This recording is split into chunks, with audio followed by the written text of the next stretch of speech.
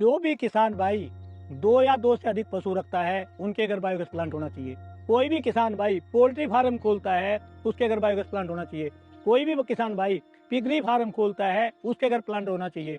कोई भी किसान भाई या कोई उद्योगपति कोई प्रोसेसिंग फैसिलिटी लगाता है, खासकर जूस की या किसी और चीज की, जहाँ पे में काफी मात्रा में बायोगैस जनरेट होते हैं, उसके यहाँ बायोगैस प्लांट होना चाहिए। और जहाँ भी गौशालाएं हैं, उनके यहाँ भी बायोगैस प्लांट होने चाहिए। जितनी भी सब्जी मंडियां हैं, उनका भी वेस्ट भी बायोगैस प्लांट में जाना चाहिए। हमारे जो नदी का, खासकर जहाँ पे जलकुंभी वगैरह ज्यादा है, जलकुंभी को भी हम बायोगैस प्लांट यूज कर सकते हैं। जितने शुगर मिल है, उसमें जो फ्रेश मड है, उससे भी बायोगैस बन सकती है। जितने भी हमारे केले का बाई प्रोडक्ट है या दूसरी चीजों के बाई प्रोडक्ट है, उन सबसे बायोगैस बन सकती है, जितनी भी सड़ निकलने वाली चीजें हैं। नमस्कार दोस्तों, मेरे साथ है डॉक्टर जेपीएस डबास जी। इनकी पूरी बात सुनने पर किसानों का बहुत सारा खर्चा कम हो सकता है। मतलब जो ये बताने वाले हैं वो बात अगर हम इम्प्लीमेंट कर लें, लागू कर लें, तो किसानों का खर्चा बहुत घट जाएगा। हमें शुद्ध गुणवत्तापूर्ण भोजन मिलेगा। मतलब ये कि अनाज और दूसरी चीजों की गुणवत्ता बढ़ जाएगी। और खास बात यह है कि जो तेल हम आयात करते हैं उसमें भी कटौती होगी, पर्यावरण भी सुधरेगा, पोल्यूशन भी कम होगा। ये सब चीजें केवल एक चीज से हो सकती हैं। ये अनुभव है डॉक्टर जेपीएस डबास जी का, और वो है बायोगैस प्लांट। ये बायोगैस प्लांट कैसे किसानों को, आम आदमी को और पर्यावरण को ठीक रख सकता है, पूरी बात बताएंगे डॉक्टर जेपीएस डबास जी। इसलिए इंटरव्यू थोड़ा लंबा होगा, पूरा जरूर देखना चाहिए, चाहे आप किसान हो या आप आम उपभोक्ता हो। तो चलिए शुरू करते हैं। टेक्निकल फार्मिंग चैनल को सब्सक्राइब करें और बेल आइकन भी दबाएं ताकि आगे आने वाले वीडियो की नोटिफिकेशन आपको मिलती रहे।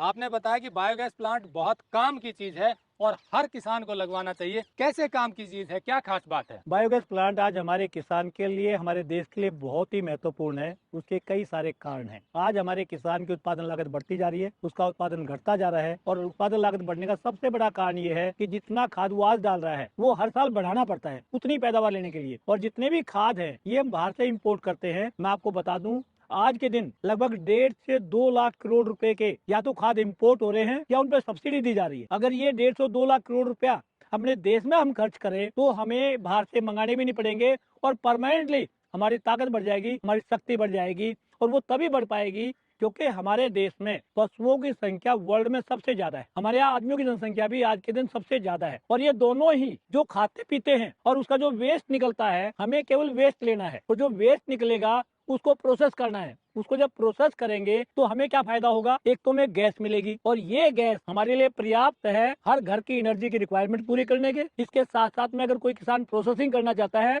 उसके लिए पर्याप्त है। और इस गैस को अगर हम प्योरीफाई करके सीएनजी सिलेंडर में डाल लेते हैं, तो ये हमारे कृषि कार्यों में भी आज के दिन सीएनजी ट्रैक्टर भी आ रहे हैं और हमारे बाकी वाहन तो सभी सीएनजी आ चुके हैं, तो उनके चलाने में भी काम आ सकती है। लेकिन ये जो गैस है, ये तो बोनस है। जो मेन प्रोडक्ट है वो खाद है। और जो खाद मेन प्रोडक्ट है, उससे क्या फायदा है कि हम जब उसको मिट्टी में उपयोग करते हैं, तो इस खाद के अंदर वो सभी पोषक तत्व संतुलित मात्रा में हैं, जिनकी किसी भी पौधे को आवश्यकता है। और इनकी संख्या है 16 से 17। और ये 16 से 17 जितने भी पोषक तत्व हैं, ये सभी संतुलित मात्रा में हैं। इसके साथ साथ इस खाद के अंदर करोड़ों अरबों माइक्रोब्स है। और ये जो सूक्ष्म जीव हैं, ये हमारी मिट्टी की जो जैविक प्रॉपर्टी है उसमें भी सुधार लाते हैं। और जब जैविक प्रॉपर्टी में सुधार होता है, तो उससे हमारी मिट्टी की ताकत बढ़ जाती है कि उसके अंदर जो न्यूट्रिएंट है उनको बना के तैयार करके पौधों को देने के लिए। इसके साथ साथ में जो वातावरण में नाइट्रोजन है, जो सूक्ष्म जीवों में, वो भी ताकत है कि वातावरण की नाइट्रोजन लेके उसको अमोनिया या नाइट्रेट में कन्वर्ट कर दे, बदल दे, जिससे कि हमारे पौधे खा सके। ये वही हो गया जैसे गेहूं से आटा बन जाए और आटा बन के रोटी बन गई तो हम खा सकते हैं, लेकिन गेहूं या आटा नहीं खा सकते। तो ये काम जो सूक्ष्म जीव कर रहे हैं, जो हमारी माताएं और बहनें करती हैं, इनके हमारी माता और बहनों वाला रोल ही ये सूक्ष्म जीव प्ले करते हैं खेती के लिए। इसके साथ साथ मिट्टी की जल धारण क्षमता बढ़ जाती है, मिट्टी के अंदर पोषक तत्वों की ताकत बढ़ जाती है। और जब दोनों ताकत बढ़ती है, तो इससे क्या होता है कि किसान की उत्पादन लागत कम होती है, किसान को उत्पादन ज्यादा मिलता है, किसान की उत्पाद की गुणवत्ता बेटर होती है, किसान की फसल में बीमारी और कीड़े का प्रकोप कम होता है। और खासकर जो दीमक है, दीमक का प्रकोप तो बहुत अधिक कम हो जाता है। तो हमारे बहुत से ऐसे क्षेत्र हैं सूखाग्रस्त, जहाँ पे दीमक एक बहुत बड़ी समस्या है। उस समस्या को कम करने में भी इनका बहुत बड़ा योगदान हो सकता है। और जैसा कि मैंने बताया था, इससे जो पोषक तत्व मिलेंगे, उससे हमें जो खाद आयात कर रहे हैं या खाद के ऊपर जो सब्सिडी दे रहे हैं, वो हमारे देश की बचेगी। तो हमारे देश की जो आर्थिक ताकत है वो बढ़ेगी और उस आर्थिक ताकत को हम किसान को सशक्त करने में प्रयोग कर सकते हैं। डॉक्टर साहब जो बता रहे हैं बायोगैस प्लांट से जो स्लरी निकलती है, उस स्लरी के गुण बता रहे हैं कि वो इतनी ताकतवर खाद है, 16 से 17 पोषक तत्व बैलेंस्ड मात्रा में होते हैं, जो कि आपकी फसलों को लिए जरूरी है। ये जो खाद है, गोबर अगर सीधा डालते हैं, क्योंकि बायोगैस प्लांट तो बहुत कम है अभी भी, आपने जो गुण बताया उसके बावजूद भी किसान बहुत कम लगवा पाते हैं, तो अगर सीधा जो गोबर डालते हैं उसमें क्या कमी रह जाती है? आपका बहुत ही सुंदर सवाल है। ये वही बात होगी, अगर हम रोटी ना बनाएं और आटा गूंद के रखें तो क्या आटा हम खा सकते हैं? वही बात है, गोबर हम सीधा डालेंगे तो हमारे एक तो न्यूट्रिएंट प्रॉपर नहीं है, दूसरा वो गोबर सड़ा हुआ नहीं है, उसमें ना केवल अच्छे कीटाणु के अलावा खराब कीटाणु भी पैदा हो सकते हैं जो हमारी फसलों में बीमारी ला सकते हैं। ये जो कच्चा गोबर है, ये दीमक का बहुत अच्छा खाना हो सकता है। जब दीमक को हम खाना देंगे तो दीमक की जनसंख्या को कम कैसे करेंगे? इस कच्चे गोबर में बहुत से पैथोजन वो होते हैं, सूक्ष्म जीव होते हैं जो फसलों में बीमारी फैलाते हैं, और इसके साथ साथ में बहुत से कीड़े या तो इसमें अंडे देंगे या इससे बढ़ेंगे, और ये कीड़े हमारी फसलों के दुश्मन हो सकते हैं या इंसान के दुश्मन हो सकते हैं, मच्छर मक्खी हो सकता है। तो कच्चा गोबर जो है कभी भी किसी भी खेत में या किसी भी फसल में प्रयोग की कोई भी इजाजत नहीं देगा, कोई भी उसको रिकमेंड नहीं करेगा। अगर कुछ दिन पड़ा रहता है गोबर, अक्सर देखने में आता है कि रूढ़ी में डाल देते हैं, साल 2 साल पड़ा रहता है, तो उसके भी कम हो जाते हैं पोषक तत्व। बिल्कुल आपने ठीक कहा कि जैसा कि मैंने अभी आपको बताया था, हमारे पौधे नाइट्रोजन को केवल 2 फॉर्म में ले सकते हैं, या तो अमोनिया की या नाइट्रेट की। इसके अलावा नाइट्रोजन हमारे चारों तरफ 78% नाइट्रोजन है, लेकिन हमारे पौधे भी नहीं ले सकते, हम भी नहीं ले सकते, और ना ही कोई दूसरा जीव ले सकता। केवल सूक्ष्म जीव उसको लेके अमोनिया नाइट्रेट में कन्वर्ट कर सकते हैं। तो ये जो अगर हमने खेत में सूखा डाल दिया, खेत में कोल्डिंग पड़ी है, तो जो नाइट्रोजन बनेगी उससे जो खाद बनेगा, ये नहीं कि नाइट्राइट या अमोनिया बनेगी, तो अमोनिया तो गैस में बढ़ के उठती रहेगी, तो हमारे खाद का ह्रास हो जाएगा। नाइट्रेट जो है वो पानी में घुलनशील है, पानी में घुल जाता है। जब पानी में घुल जाता है तो हम जहाँ भी खाद बढ़ा रहे हैं वहाँ में गीला रखना होगा। जब गीला रखेंगे तो ग्रेविटेशनल फोर्स से पानी नीचे जाएगा। जब पानी नीचे जाएगा तो उसके साथ साथ में नाइट्रेट भी जाएगा, और नाइट्रेट जो है अगर पानी में नीचे जमीन के पानी में अगर घुल जाता है तो उसको जहरीला बना देता है, किसी भी जीव के लिए नुकसानदायक हो सकता है। दूसरा उसका नुकसान हो गया। तो अगर हम वही गोबर जिसको हम कुंडी में डालते हैं तो उसके अंदर जो नाइट्रोजन की मात्रा है वो मुश्किल से आधा %, मुश्किल से, बहुत रेयरली आधा % होगी, लेकिन उसी गोबर को अगर हम बायोगैस प्लांट में डाल दें, उससे जो नाइट्रोजन की मात्रा मिलेगी वो 1 से 2.5% मिलेगी। यानी कि ये सेम गोबर वही है, और इससे गैस भी मिल गई जो आपका खाना बना रही है। इसके साथ साथ में आपकी जो ताकत है गोबर की वो 2 से 3 गुना बढ़ गई। जब 2 से 3 गुना ताकत बढ़ जाएगी, और साथ साथ में क्योंकि गोबर सड़ गल गया है तो कोई भी कीड़ा नहीं लगेगा, कोई दीमक इसमें पैदा नहीं होगी, कोई बीमारी वाले कीड़े नहीं रहेंगे। और खाद की पहचान क्या है ये हर किसान जानता है। असली खाद वो है देसी खाद जिसमें किसी किस्म की बदबू ना हो, जिसके ऊपर मच्छर मक्खी ना बैठे। अगर मच्छर मक्खी बैठ रहे हैं या बदबू है तो वो खाद तैयार नहीं है। तो मैं दोबारा ये बात कहना चाहूंगा कि तैयार खाद वही होगी, और बायोगैस प्लांट से केवल तैयार खाद निकलती है, और ये जो तैयार खाद निकलती है तरल अवस्था में निकलती है। इस तरल अवस्था वाली खाद को पानी के साथ अगर फसल में देते हैं तो फसल का उत्पादन एकदम से बढ़ेगा, अच्छी पैदावार मिलेगी। अब दूसरी बात आप जो बता रहे थे कि अगर केवल रासायनिक खाद जो डाल रहे हैं किसान, अभी जो प्रैक्टिस चल रही है अंधाधुंध रासायनिक खाद, उससे एक ही चीज मिलती है, रासायनिक। 3 गुण आपने बताया, जमीन के भौतिक, रासायनिक और जैविक। तो तीनों गुण में ये कैसे लाभकारी है, और अभी जो प्रैक्टिस चल रही है उसमें क्या नुकसान हो रहा है? आपने बिल्कुल बहुत अच्छा सवाल पूछा। हम यूरिया देंगे या डीएपी देंगे, तो यूरिया और डीएपी से हमें जो नाइट्रोजन उसके अंदर है या फास्फोरस जो है उसका हमारी फसलें मुश्किल से 1/3 प्रयोग कर पाती हैं, और 2/3 या तो वातावरण में जाता है, और वातावरण में जाएगा तो ये हमारे वातावरण को गर्म करेगा, यानी कि ग्लोबल वार्मिंग को बढ़ावा देगा। दूसरी बात, जो कुछ इसमें से फास्फोरस है वो ऐसी फॉर्म में कन्वर्ट हो जाती है कि घुलता नहीं है, और घुलेगा नहीं तो पौधे को नहीं मिलेगा। तो दोनों चीजें नुकसान हो गया। और ये नुकसान क्यों हो गया? क्योंकि इससे केवल हमें पोषक तत्व मिले और कुछ नहीं मिला है। लेकिन अगर हम जैविक खाद खास कर ये बायोगैस स्लरी यूज करते हैं तो इससे हमें अमोनिया मिलेगी, हमें फास्फोरस भी मिलेगी, हमें पोटास भी मिलेगा, 16-17 जो पोषक तत्व फसलों को चाहिए सभी के सभी संतुलित मात्रा में मिलेंगे। इसके साथ साथ इसमें बहुत सारे सूक्ष्म जीव है, और इसमें सूक्ष्म जीवों का खाना भी है। तो हमारी जमीन के अंदर सूक्ष्म जीवों की संख्या बढ़ेगी, और जितनी सूक्ष्म जीवों की संख्या बढ़ेगी लाभदायक, वो हमारी जमीन के जैविक गुणों में सुधार लाएंगे। इसके अलावा ये मिट्टी के कणों को जोड़ती है, और मिट्टी के कणों को इस प्रकार से जोड़ती है कि उसकी फिजिकल प्रॉपर्टी यानी कि भौतिक गुणों में सुधार होता है। उसकी वाटर होल्डिंग कैपेसिटी बढ़ जाती है, जल धारण क्षमता बढ़ जाती है, साथ साथ में न्यूट्रिएंट धारण क्षमता है यानी कि जो पोषक तत्वों की धारण क्षमता है वो भी बढ़ जाती है। और ये जमीन की जितनी बढ़ेगी उतना ही हमारी फसलों के लिए लाभदायक होगा। हमें कम पानी से ज्यादा पानी का लाभ मिलेगा, हमें कम खाद से ज्यादा खाद का लाभ मिलेगा। जो सूक्ष्म जीव हैं वो हमारी जमीन की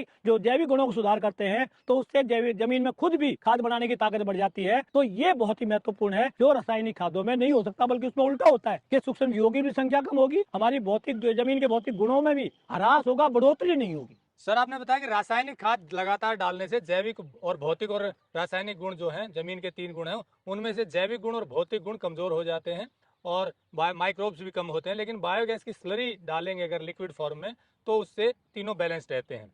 अब इसमें जनरली क्या होता है कि किसान लगाते नहीं हैं, क्या कमियां हैं या क्या कारण है कि किसानों के बीच ये इतना गुणकारी चीज अभी पॉपुलर नहीं है, मतलब इतनी ज्यादा? कुलदीप जी, सबसे बड़ा कारण ये है अज्ञानता, यानी कि ज्ञान का ना होना या सही ज्ञान का ना होना, या समाज में कुछ भ्रम पैदा हो जाना। यानी कि आपने देखा होगा, अगर एक बच्चा फेल हो जाए तो दूसरे पूरे गांव में ये असर पड़ता है कि बच्चों की पढ़ाई प्रभावित हो रही है। इसी तरह से अगर एक प्लांट फेल होता है तो पूरे गांव से ही उसके अंदर उसके बारे में नेगेटिव सोच आ जाती है। और फेल होने का कारण क्या है?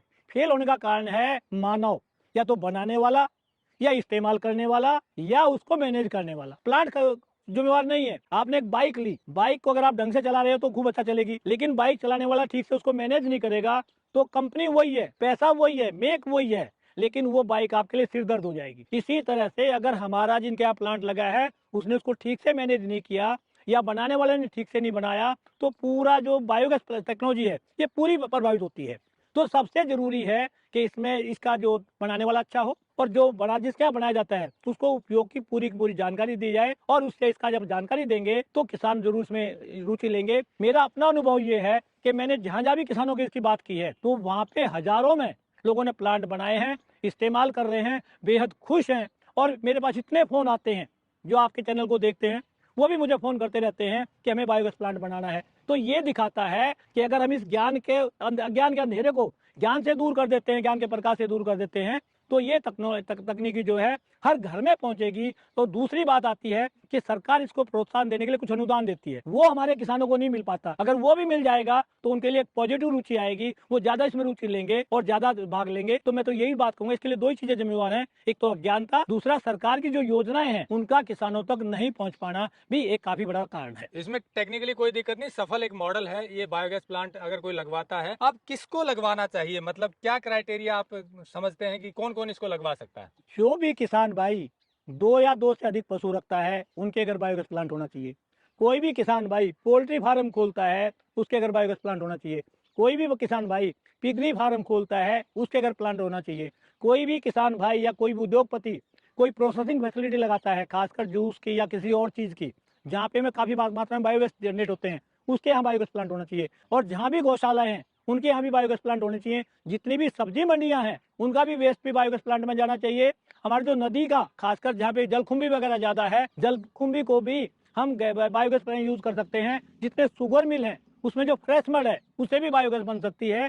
जितने भी हमारे केले का बाई प्रोडक्ट है या दूसरी चीज़ों के बाई प्रोडक्ट हैं उन सबसे बायोगैस बन सकती है। जितने भी सड़ निकलने वाली चीज़ें हैं, जितने भी टाउन हैं, जितने भी शहर हैं, इनका जो बायो वेस्ट आता है उससे सारे के सारे अगर गैस बनाएंगे तो हम अपने देश को स्वच्छ बनाने में भी और उन शहरों को और कस्बों को भी स्वच्छ बनाने में भी हमें काफी बड़ी मदद मिलेगी। इस तरह से जहाँ भी गलने सड़ने वाली चीजें वो बायोगैस प्लांट लगा सकते हैं। बिल्कुल लगाना अब सवाल ये आता है कई बार लगवाने के लिए टेक्निकली सपोर्ट नहीं मिल पाता, लोगों को पता नहीं होता। जैसे वीडियो देखेंगे तो लोग कहेंगे हम कहाँ से लगवाएं, इसके बारे में कुछ बता सकते हैं कैसे लगवाएं? आप किसी भी कृषि विश्वविद्यालय से, किसी भी कृषि विज्ञान केंद्र से, इसके अलावा 8 के करीब है पूरे देश में बायोगैस के एक सेंटर भी हैं, उनसे भी संपर्क कर सकते हैं और इसकी तकनीकी का ज्ञान ले सकते हैं और आगे बढ़ सकते हैं। तो ये लगवाने में मतलब सपोर्ट मिल सकती है? बिल्कुल सपोर्ट मिलेगी, क्यों नहीं मिलेगी। तो दोस्तों, जैसा डॉक्टर जेपीएस डबास जी ने बताया, मैं एक बार रिकैप कर देता हूँ। बायोगैस प्लांट वो है जिसमें कोई भी बायोडिग्रेडेबल वेस्ट डाला जाता है। जनरली इसमें गोबर डाला जाता है।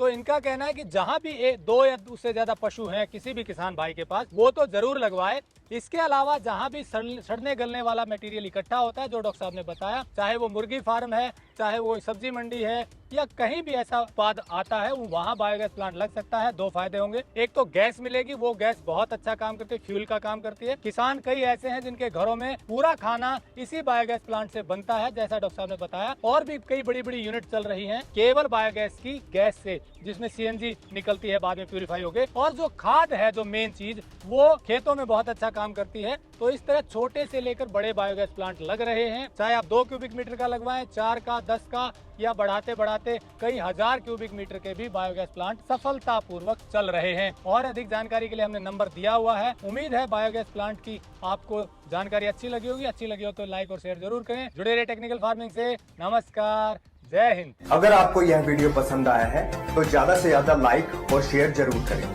साथ ही चैनल को सब्सक्राइब करना ना भूलें।